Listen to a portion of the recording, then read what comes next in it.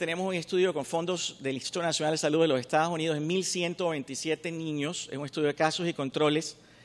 La mitad, las 2/3 partes de estos niños viven en la isla de Puerto Rico, más o menos el 40-35% viven en Hartford, Connecticut, cerca de Nueva York. Y los niños en San Juan es una muestra aleatoria de 678 niños. La pregunta es muy lógica.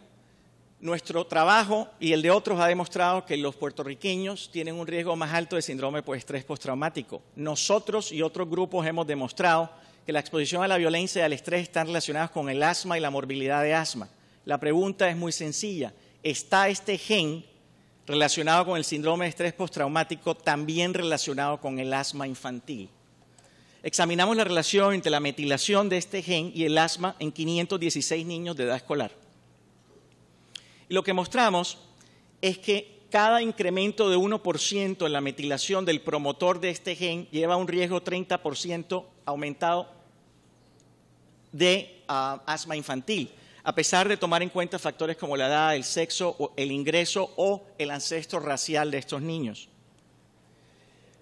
Quizás lo más importante de este estudio es que tenemos una escala que mide la exposición a la violencia en estos niños.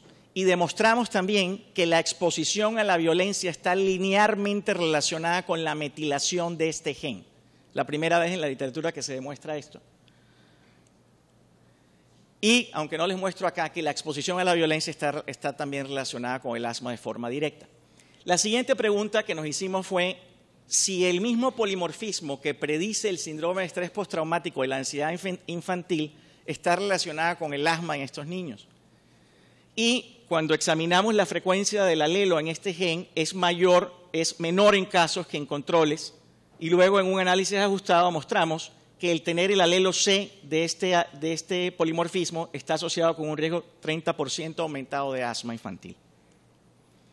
Nuestros hallazgos sugieren que cambios tanto genéticos como epigenéticos en el gen de que regula este receptor está asociado con el asma en niños puertorriqueños. Es el primer estudio en proveer un mecanismo genético o epigenético entre el estrés y asma. Ha habido una gran cantidad de publicaciones de mi colega Ross Wright en los últimos 10 años sobre el estrés y el asma, pero el mecanismo había eludido a los investigadores. Esto fue publicado el 15 de marzo de este año con una editorial acompañante. Los mellizos nos permiten una oportunidad única de estudiar la epigenética. La idea es muy sencilla. Supónganse que yo tenga enfrente dos mellizos idénticos y un mellizo tiene asma y el otro no. Dado que estos mellizos son clonos, es un experimento natural, son clonos, su genoma es 100% idéntico. Una diferencia en enfermedad o fenotipo tiene que ser debida, en su mayoría, a factores ambientales, los cuales van a estar mediados por cambios epigenéticos. La variación en enfermedad en mellizos idénticos puede ser, por supuesto, un evento completamente aleatorio. La enfermedad o el que los mellizos envejezcan puede también causar cambios epigenéticos, pero en lo que estamos más interesados es en el nexo entre las exposiciones ambientales y los cambios epigenéticos. Con esto en mente les comentaba el estudio PRENS. Este estudio es un estudio de mellizos, les decía el segundo cohorte fue el 2006, tenemos acceso al cohorte número 1, que fueron todos los mellizos nacidos en la isla de Puerto Rico del 2001 al 2002. Estos mellizos, como les comentaba, es una prueba aleatoria. Les presenté los resultados del estudio de estrés y asma infantil. Tenemos otro estudio a punto de ser publicado donde examinamos, usando estos mellizos, la heritabilidad o la contribución genética al asma en estos niños. Hay 196 pares de mellizos idénticos en el cohorte del 2001-2002, en el cohorte del 2006 a 103 pares de mellizos idénticos. Son, en general, tiene una exposición al tabaquismo que es muy parecida en las dos cohortes, el asma materna, un poco más de asma paterna en el último cohorte, pero en general los dos cohortes son muy similares.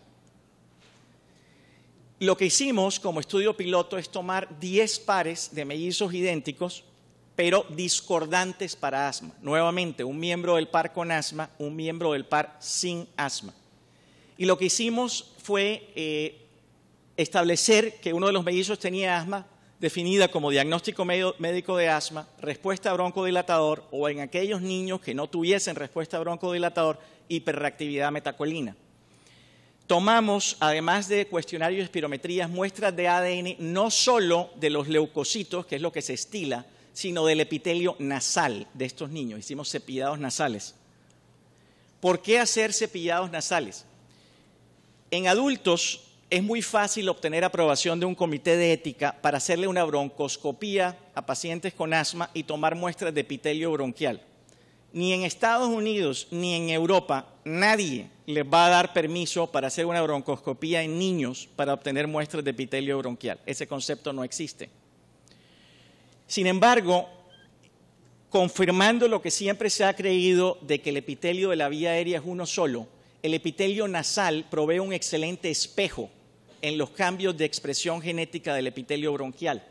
Nuestro trabajo y el de otros ha mostrado que hay una excelente correlación en niños, sobre todo no fumadores, la mayoría de niños no son fumadores, entre la expresión genética del epitelio nasal y la del epitelio bronquial. No solo existe una correlación en expresión, sino también una correlación en metilación de ADN. Lo que hicimos es un tamizaje genómico de 450,000 sitios donde se metila el ADN de estos niños en su genoma y comparamos esta metilación en epitelio nasal y en ADN de leucocitos. Estos son los resultados preliminares de más o menos 6 a 8 pares que se hicieron. No hay significación todavía porque este es un estudio piloto, pero hay una serie de señales muy interesantes.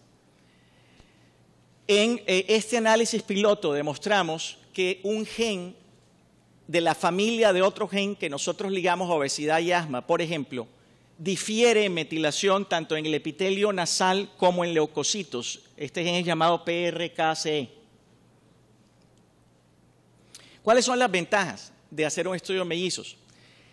Una gran ventaja es al ser clonos de cada uno, sus polimorfismos son idénticos. No tiene uno que preocuparse de confounding o sesgo por ejemplo, mezcla racial o por que un polimorfismo esté determinando metilación, por ejemplo.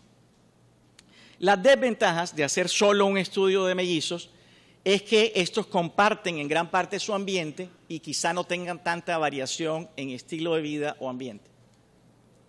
¿Hacia dónde vamos? Nosotros acabamos, basado en este estudio que les presenté, como mencionaré en la última charla, por la crisis fiscal de los Estados Unidos, cuando yo empecé mi carrera, le daban fondos federales a las aplicaciones que estuviesen en el 20% superior. En el año 2013 estamos en el 5% superior. Esta aplicación, en base al estudio que les mostré, obtuvo un puntaje en el 5% superior. Nos acaban de dar fondos para empezar en julio un estudio paralelo en mellizos de metilación de ADN de epitelio nasal y de leucocitos, pero también en 1,000 niños, en casos y controles. Nuestra idea es complementar los resultados del estudio de mellizos con el de casos y controles y, por último, correlacionar estos cambios de metilación con medidas exquisitas de ambiente y estilo de vida que tenemos en estos niños. Por ejemplo, niveles séricos de vitamina D, que mencioné ayer, y su efecto de metilación, exposición al tabaquismo y, por supuesto, la parte más novedosa de esta propuesta es el estrés psicosocial y la metilación de ADN. Estos estudios requieren la colaboración de muchísima gente. Un muchacho que recluté a Pittsburgh desde Boston, John Bram, es el que ha liderado muchos de estos estudios, con Wei Cheng, otro muchacho que recluté de Michigan. Carnegie Mellon, Catherine Rader, que es una experta en mezcla racial y genética, es una colaboradora nuestra. Tengo una colaboración de 10 años con la Universidad de Puerto Rico, así como con la Universidad de Connecticut. Y bueno, lo más importante de este tipo de estudios es darle representación a nuestra gente. En la mayoría de estudios genéticos y epigenéticos siempre se realizan en blancos, uno que otro estudio en afroamericanos, y las poblaciones latinoamericanas son y siempre han sido negligidas. Esto le da una voz a nuestras poblaciones de que sean incluidas en este tipo de estudios. Mil gracias.